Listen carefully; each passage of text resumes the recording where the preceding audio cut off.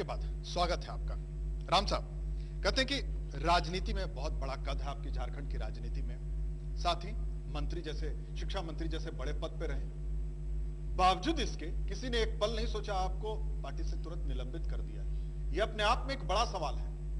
आप अर्जुन मुंडा, जो कहते हैं कि बीजेपी की राजनीति की धुरी माने जाते हैं, उनके आप खासे करीबी हुआ करते थे, फिर भी निकाल दिया आपको। निकाल नहीं दिया है, सस्पेंशन की स्थिति में है जी, निलंबन में पड़े, निलंबन में अभी रखा गया है। और मुझे एक पत्र दिया गया था, उसका जवाब भी हमने दे दिया है। अब उस पर निर्णय आने वाला है। अब जांच कमेटी क्या रिपोर्ट करती है और उस पर पार्टी का क्या निर्णय होता है, ये एक अलग विषय है। लेकिन मैंने जैसा पहले भी कहा है, अभी भी कह रहा हूँ उस बात को कि यह पार्टी की जल्दीबाजी में, हड़बड़ी में उठाया गया कदम था। इस तरह से जो पत्र मुझे लिखा गया था महामंत्री की ओर से, उसमें जिन सेंटेंस का उपयोग किया गया था, मैंने चुनौती भरे शब्दों में जवाब में लिखा है कि अगर आपके पास कोई आरोप पत्र है तो आप मुझे बताएं जी। पार्टी ने उस पर कोई प्रतिक्रिया व्यक्त नहीं की। महामंत्री ने जो लिखा था मुझे, उसने लिखा कि पिछले दिनों आपके बयान विवादास्पद रहे हैं। मैंने कहा पिछले 10 दिनों में मेरा कोई बयान नहीं आया। उसमें धीरे धीरे आते हैं। सीमा राय जी कौन है? सीमा राय जी पार्टी की उपाध्यक्ष हैं। नक्षत्र न्यूज पर उन्होंने एक रात फोन करके उन्होंने कहा, आपके ऊपर संगीन इल्जाम लगाए कि आपने उन्हें मारा पीटा। उसके बाद दिल्ली के झारखंड भवन में, आप झारखंड भवन से कुछ दूरी पर उन्हें आप अकेले छोड़ करके चले गए। मैं नहीं जानता हूं इन चीजों को कि उन्होंने क्या कहा है। जहां तक आपने भी फोन पे स्वीकारा, मेरे सामने नहीं, मेरे साथ जानते हैं, आपके साथ वो मैं जानता हूं। मैं नहीं कर रहा हूं कि नहीं जानता हूं। संबंध क्या? हम साथ में नहीं है। संबंध क्या? ये बिल्कुल तथ्यहीन विषय है कि व्यक्तिगत सवालों को नहीं उठाना चाहिए सार्वजनिक मंच पे, क्योंकि इसको पूरी दुनिया देखेगी। किसी भी राम साहब एक राजनीतिज्ञ, झारखंड का इतना बड़ा राजनीतिज्ञ का सार्वजनिक जीवन जनता के लिए कुर्बान होता है, जनता के लिए सब कुछ होता है। जनता जानना चाहती है राम साहब कि आखिर सीमा राय बीच में कहां से आ गई, क्योंकि पार्टी से निलंबित हो गए आप। आपका इतना बड़ा छवि है, क्यों निलंबित कर दिया गया? क्यों सीमा राय बीच में अचानक से आ गई? क्यों सीमा राय को आपको बीच सड़क पर छोड़ना पड़ा? क्या कनेक्शन क्या है? कहीं कोई बात नहीं है, कहीं कोई बात नहीं है। ये एक साजिश हुआ है मेरे साथ। और मैं कह रहा हूं कि किसी को भी किसी के निजी जीवन में झांकने का अधिकार नहीं है। जहां तक बात है, अगर कोई बात उसने कही है तो ये सामने आनी चाहिए थी। अगर पार्टी को उसने लिख कर दिया है कुछ, तो ये बताना चाहिए कि उसने क्या लिखा है। आज खास थाने तक पहुंच गई थी वो दिल्ली के? नहीं पहुंची है। मैं कह रहा हूं, मैं जानता हूं उस विषय को। उस रात रो करके नक्षत्र न्यूज पर उन्होंने कहा। मैं आपको बता रहा हूं क्या हुआ था। मैं उस समय दिल्ली में नहीं था, हम लोग साथ जरूर गए थे, आ रहे थे, हम वहां ना पड़ा। मैं ऑन वे रास्ते में बनारस में था उस समय, और जब मैं आ रहा था रांची रास्ते में, उस समय मुझे खबर लगी। और वो मार्केट के क्रम में उनको चक्कर आया था, बेहोशी की स्थिति में थी, क्योंकि वो इलाज कराने गई थी। आपके साथ थी? हाँ, मेरे साथ गई थी। ये सच्चाई है। मेरे पीएस भी थे, उनकी पत्नी भी थी, और लोग थे। और उसमें उनको अचानक चक्कर आया। चक्कर की स्थिति में उनको वहां की लोकल जो लोगों ने खबर किया, और फिर उसके साथ उन लोग अस्पताल गया। उस बेहोशी की हालत में उन्होंने क्या कहा ये मैं नहीं जानता हूँ। लेकिन उन्होंने कहा कि मेरे पति है वो। नहीं, उन्होंने कहा कि मेरे पति है वो। देखिए, मैं जो जानता हूँ, हमारे पास रिकॉर्ड है, हम आपको सुना सकते हैं। उन्होंने हजारों बार कहा कि वो मेरे पति हैं, मैं उनके साथ सालों से रह रही हूँ। उन्होंने क्या कहा ये अलग विषय है, मैं उस पर नहीं जाना चाहता हूँ। जो विषय आपने कहा है वो मैं ये कह रहा हूँ कि उन्होंने उस समय बेहोशी की स्थिति में जो कुछ कहा, लेकिन मेरे सामने जो उन्होंने बयान किया कि हमने कोई कंप्लेन नहीं किया, हमने कोई आरोप नहीं लगाया है, मैंने कोई दावा नहीं पेश किया है। आपके साथ उनके निजी ताल्लुकात हैं? उनका खत्म हो गया। निजी कोई सर्टिफिकेट लेकर नहीं घूमता है। मैं बता रहा हूं कि एक तो निजी मामले पे चर्चा नहीं होनी चाहिए। नहीं साहब, निजी लाइफ में कोई चर्चा नहीं होती। नो, दिक्कत इसलिए हो रही है कि आप जनता के लिए कुर्बान है, आपके लिए मैं जानना चाह रही है। मैं जानना चाहता हूं, इतना बड़ा कद झारखंड की राजनीति का, इतना बड़ा धुरी जो सरकार गिरने जा रही थी, उस धुरी को पूरे संभालने में लगे हुए थे। इतनी बड़ी धुरी को आज क्यों पार्टी से अचानक से हटा दिया गया, दूर कर दिया गया? ये पार्टी को बताना चाहिए, पार्टी को बताना चाहिए। मैंने पार्टी से पूछा है कि आप बताएं किस प्रक्रिया के तहत मुझे निलंबित किया गया है।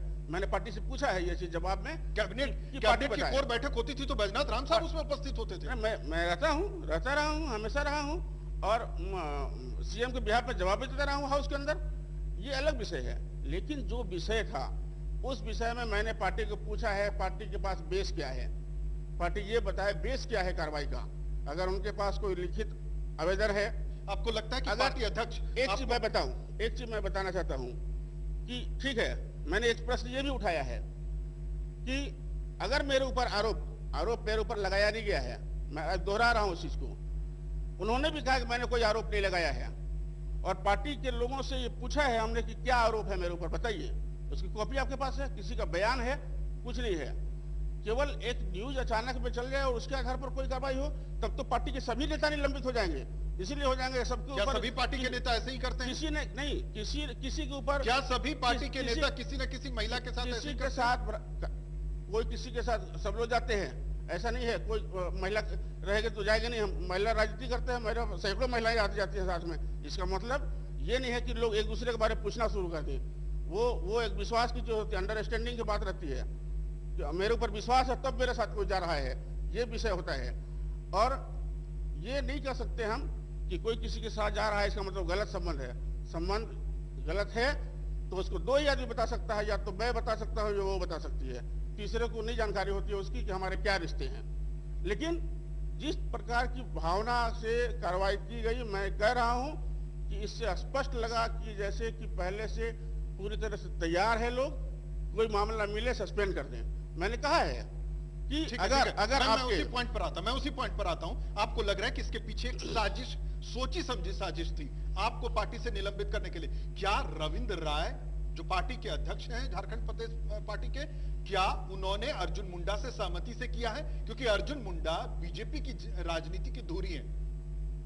अब ये बात तो मैं नहीं कह सकता हूं कि उस समय किसकी सहमति से वो किए हैं, किसकी सहमति से नहीं किए हैं। ये चूंकि मैं था ही नहीं, मैं उस घटना के 2 दिन बाद आया हूं, और इसलिए जब मुझसे बात हुई तो मुझे भी आश्चर्य हुआ, पत्र देकर मुझे भी आश्चर्य हुआ।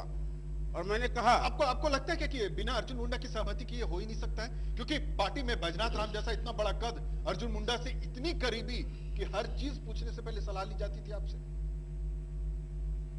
अब देखिए, उस समय जो कुछ हुआ,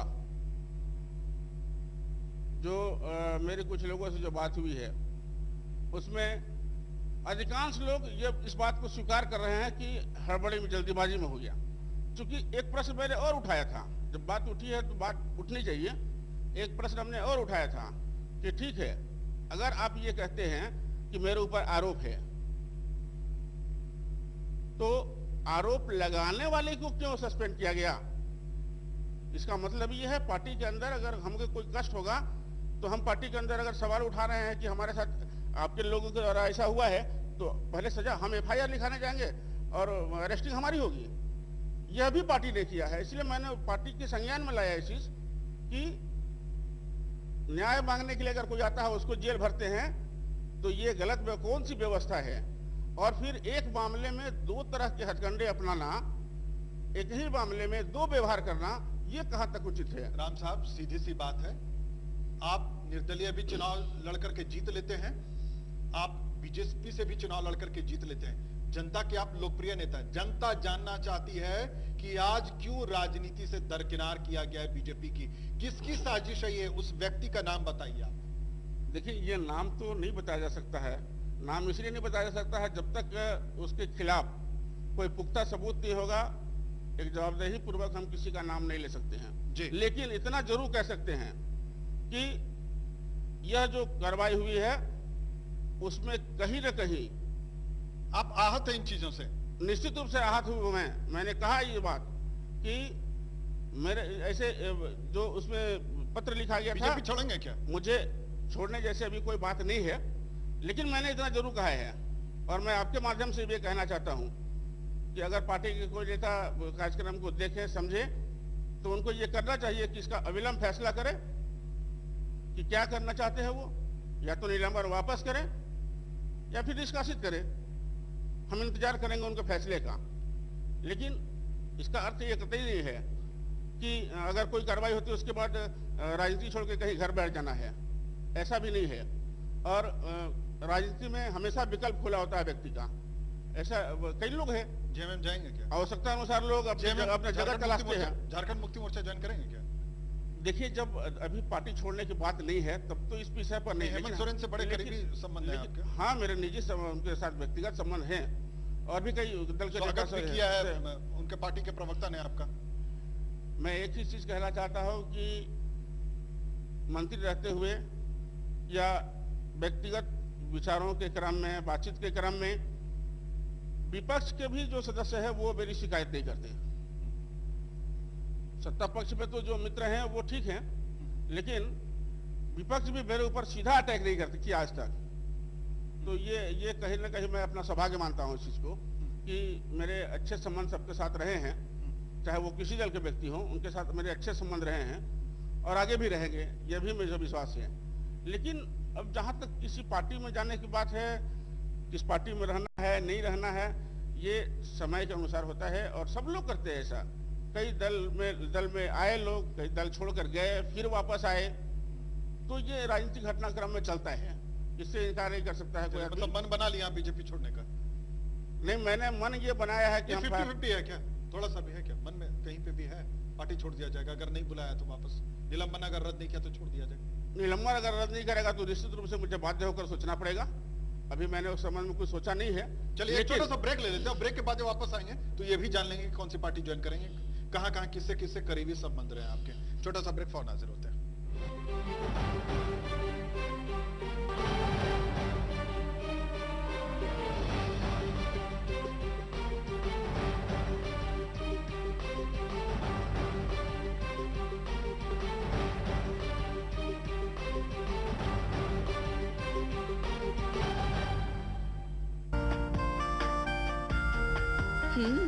तुम्हारी वाइफ बहुत खूबसूरत है।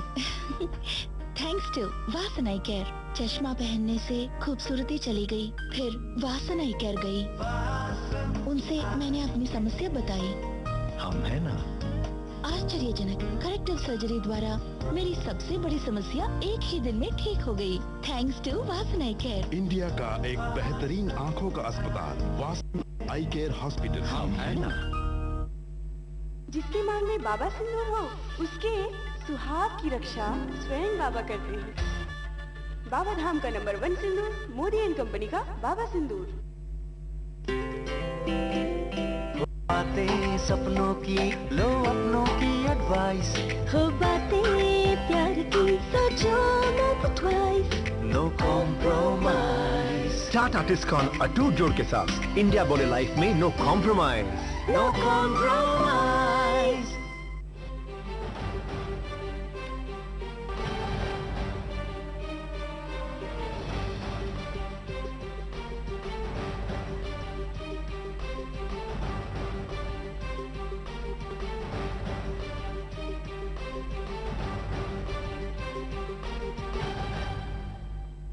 ब्रेक के बाद स्वागत है आपका।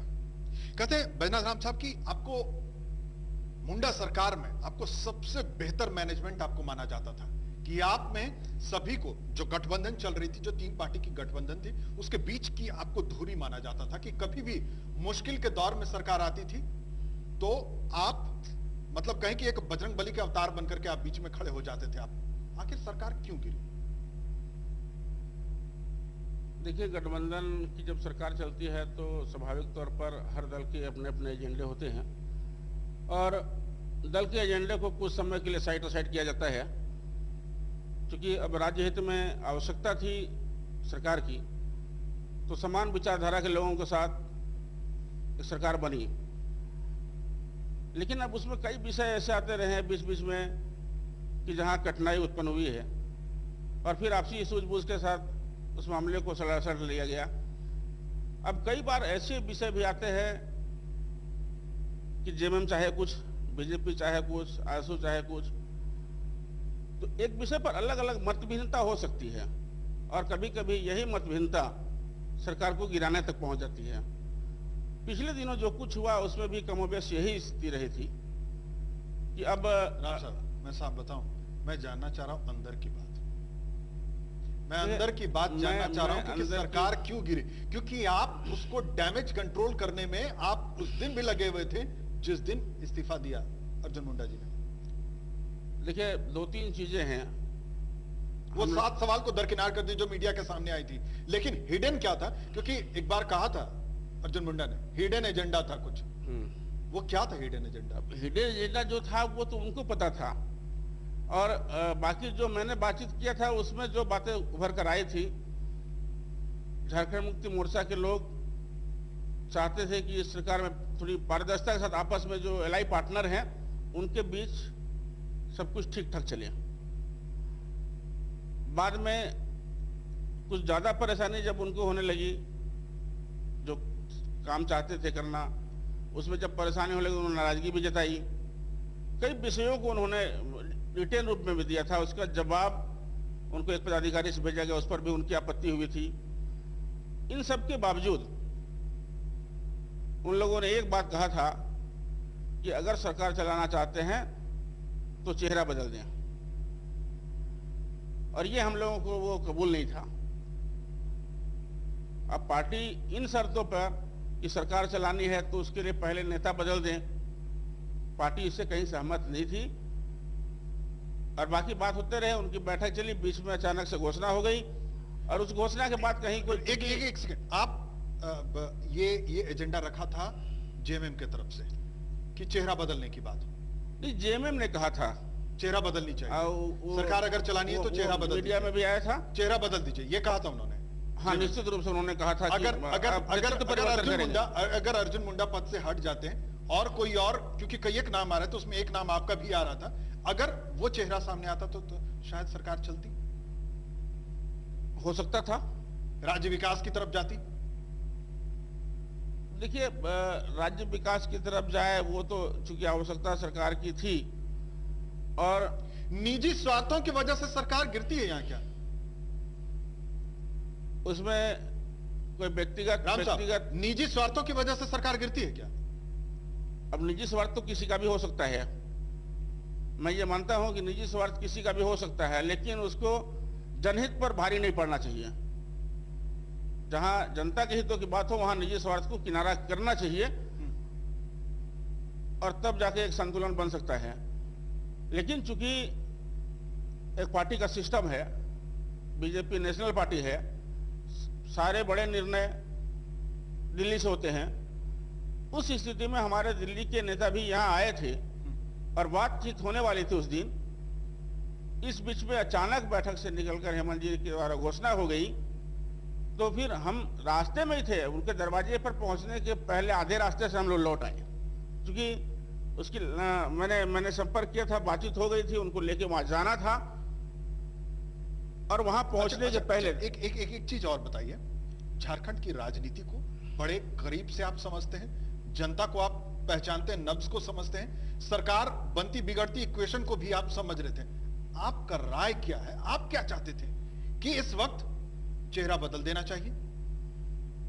चूंकि ये विषय विचार में नहीं आया था, किसी विचार के लिए नहीं रखा गया था। आपका नजरिया क्या कहता है? बैजनाथ राम साहब क्या सोचते हैं? उस वक्त चेहरा बदल देना चाहिए था राज्य हित के लिए?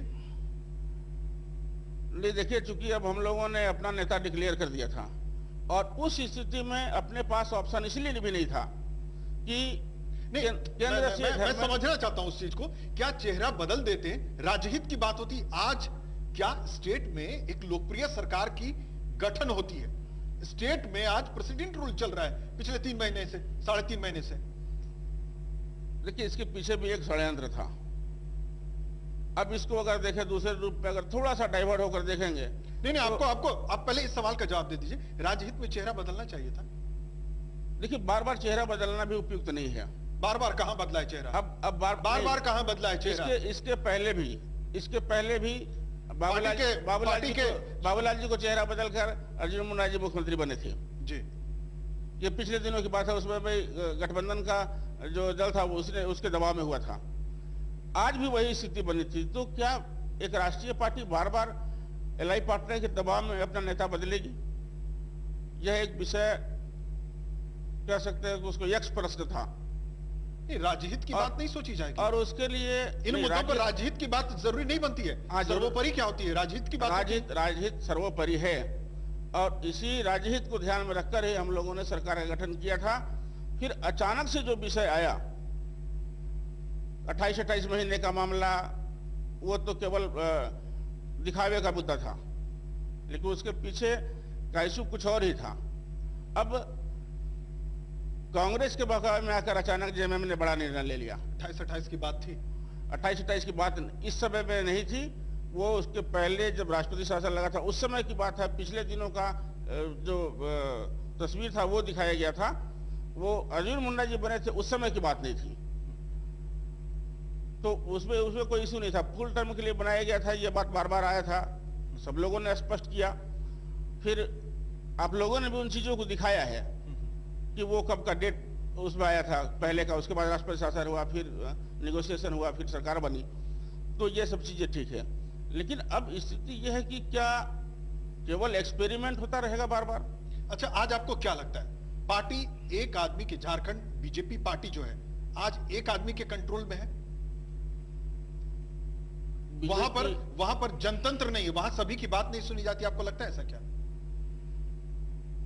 देखिए, अगर कोई भी पार्टी किसी एक व्यक्ति की नहीं है, खासकर भारतीय जनता पार्टी किसी एक व्यक्ति की पार्टी नहीं है, यहाँ सामूहिक नेतृत्व भी है। और झारखंड में ये बात प्रभाव की क्षेत्र की बात अलग है। अब पार्टी पर किन्हीं का प्रभाव कम है, किन्हीं का ज्यादा है, लेकिन वो सम्मानित नेता हैं प्रदेश के, और उस रूप में हम लोग जानते हैं। एक कार्यकर्ता के रूप में जो भी नेता चुने जाते हैं उनको हम लोग मानते हैं। अध्यक्ष भी अगर चुने गए तो अध्यक्ष को हम लोग मानते हैं अध्यक्ष हैं, क्योंकि एक व्यवस्था है। इस डिसीजन में, आपको निलंबन करने के डिसीजन में उनसे राय ली गई होगी? ये मैं कैसे कह सकता हूं तो उनसे राय ली गई या नहीं ली गई, लेकिन उन्होंने इतना तो उन्होंने भी स्वीकार किया कि हाँ जल्दी में कार्रवाई हो गई। जब मैंने ये कहा था कि क्या मुझसे एक बार जानना नहीं चाहिए था इस विषय को, क्या निलंबन के पहले स्पष्टीकरण नहीं, नोटिस नहीं होना चाहिए था? जो पार्टी ने प्रक्रिया नहीं अपनाई, जो जांच दल आज बनाया गया है उस दल को पहले क्या जांच नहीं करना चाहिए था निलंबन के पहले? इस पर पार्टी की ओर से कोई ना तो स्टेटमेंट आया, ना कोई मुझे सूचना दी गई है। और मैंने कहा है कि पार्टी निर्णय करे, उसको जल्दी निर्णय करे, जो क्या कर चाहती है पार्टी। चलिए, कौन सी पार्टी को ज्वाइन करेंगे अगर निलंबित नहीं हुआ तो, निलंबन अगर रद्द नहीं हुआ तो? देखिए, अभी भविष्य की बात है, नहीं चुनाव सर पर है ना, चुनाव सर पर आपको जनता जानना चाह रही है कि हमारा लोकप्रिय नेता। चुनाव के लिए आवश्यक नहीं है कि किसी दल का ही सिंबल हो, इंडिपेंडेंट भी लड़ लेंगे। चुनाव इंडिपेंडेंट भी लड़ा जाता है। पहला चुनाव मैं इंडिपेंडेंट जीता हूं, आगे भी जरूरत पड़ेगी तो उस लाइन पे सोच सकते हैं, या किसी के साथ होने की बात भी सोची जा सकती है, लेकिन वो स्थिति तब आएगी आपको जब क्या, पार्टी सम्मानजनक निर्णय नहीं लेगी। आपको क्या लगता है कि आपके विचारों से तालमेल की कौन सी ऐसी पार्टी है झारखंड के अंदर जहां आपके विचार का लगता है कि वहां सम्मान होगा आपका? देखिए, अभी तो हम ये बात इसलिए भी नहीं कर सकते हैं नहीं, हम ज्वाइन करने आपको थोड़ी बोल रहे हैं, हम जानना चाह रहे हैं कि कौन सी ऐसी पार्टी है जो आपको लगता है कि आपके विचारधारा को वो पार्टी सोचती है, समझती है, जिस विचारधारा में आप जीते हैं और वहां सम्मान होता है लोगों का। देखिए, सबसे बड़ी बात है, स्पष्ट रूप से अगर हमसे जानना चाहेंगे, इस विषय पर अगर जानना चाहेंगे, तो निश्चित रूप से जिन पार्टनरों को लेकर हम लोगों ने सरकार बनाया था, हमने शुरू में कहा है कि समान विचारधारा, जो झारखंड राज्य के हिमायती हैं। कौन है हिमायती? झारखंड राज्य की हिमायती झारखंड मुक्ति मोर्चा है, आजसू है, भारतीय जनता पार्टी ने चूंकि झारखंड अलग बनाया, अब इन दोनों में से अच्छा सरकार बनाया है। अगर जेएमएम और आजसू में से कहें तो दोनों में से अच्छा कौन है? अब अगर कोई दो भाई हमारे हैं, उसमें से हम बोले कि किसी एक बड़ा भाई अच्छा है, छोटा भाई अच्छा, तो ये उचित नहीं है। नहीं, दोनों भाई हैं, बस इतना जानते हैं, दोनों भाई हैं, लेकिन दिल के करीब कौन है? मतलब कौन आपको लगता है कि नहीं वाकई में ये पार्टी, ये लोग, इनकी विचारधारा बिल्कुल परफेक्ट है? थोड़ा सा 19-20 तो होता ही है। मैं किसी के विचारों की आलोचना के लिए नहीं हूं, नहीं, लेकिन विचारों की आलोचना नहीं करते। इतना जरूर है कि अन्य दलों की तुलना में, जैसे अब राजद और कांग्रेस की बात अगर हम करें, नहीं, हम तो राजद कांग्रेस की बात नहीं कर रहे हैं, हम तो आजसू जेएमएम की बात कर रहे हैं। इसलिए समय की कमी है, मैं जानना चाह रहा हूं आपसे। नहीं, देखिए, दोनों ही दल चूंकि झारखंड की राजनीति करते हैं, झारखंड के लोगों से दोनों ही दलों का लगाव है, नहीं, और झारखंड के विषय पर नहीं, आपने कहा हेमंत सोरेन आपके बहुत करीबी हैं, बहुत अच्छे मित्र हैं आपके, इसलिए मैं जानना चाह रहा हूं क्योंकि दो भाई में से कौन सा भाई आपको लगता है कि नहीं ये ठीक है? देखिए, किससे ठीक है? हेमंत जी भी अच्छे मित्र हैं, अच्छे मित्रवत हम लोग का व्यवहार है। सुदेश जी से भी हमारी मित्रता है, इसलिए दोनों ही हमारे अच्छे मित्र हैं। ना तो सुदेश जी से अनबन है, ना उनसे अनबन है, दोनों से मेरी अच्छी मित्रता है। नहीं कहते हैं कि परिवार में अगर हाथ में अगर 5 उंगलियां हैं तो 5 उंगलियां एक जैसी नहीं होती है। एक 19-20 तो होता ही है, छोटा बड़ा तो होता ही है। उसमें से कौन आपको, इन दोनों में से छोटा बड़ा कौन दिख रहा है? देखिए, जो थोड़ा भी समझदार सदस्य होगा वो इन चीजों को कहता नहीं है कि दोनों भाई में से मेरा कौन प्रिय है। ये तो उसके एक्ट बताते हैं कि किसके साथ उसके ज्यादा घनिष्ठता है। और यदि हम नहीं, आपको किसका एक्ट अच्छा दिखा आपको? नहीं, वो तो मैं कह रहा हूं कि हम ये कभी भी हमसे पूछा जाएगा हमारे 2 बेटे में से कौन सबसे बढ़िया है, किसको ज्यादा मानते हैं, तो हम कहेंगे दोनों को, क्योंकि ये बोलने की चीज होती है। दोनों में से भी आपको तो कोई तो प्यारा होगा ना? दोनों देखो, 5 उंगलियां थोड़ी बड़ी छोटी हैं, लेकिन ये अंग हमारे हैं। और पांचों उंगली में किसी उंगली में कटे दर्द उतना ही होगा, या कहीं कुछ होगा तो एक दूसरे की सहायता करने के लिए दूसरा उंगली आएगा। सीधी तौर पे बताइए, जेएमएम या आजसू कौन सी पार्टी?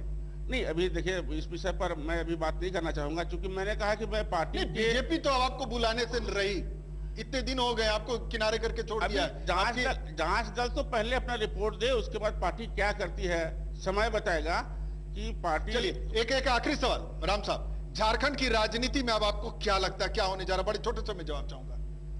मुझे लगता है झारखंड चुनाव की तरफ बढ़ रहा है, और अपनी रणनीति के अनुसार कांग्रेस अगले 6 महीने तक राष्ट्रपति शासन और बढ़ाने की कवायद कर रही है।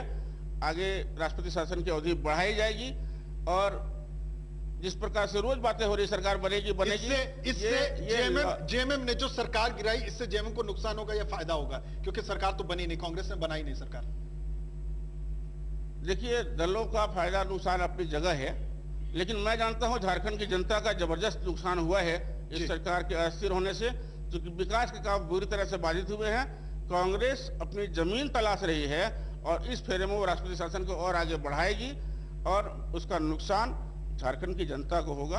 ये राजनीति जब तक कोई एब्सोल्यूट चुनाव विकल्प है। चलिए, बहुत बहुत धन्यवाद आपका राम साहब। तो आज बैजनाथ राम साहब ने बड़े बेबाक अंदाज में 2 टूक जवाब दिया।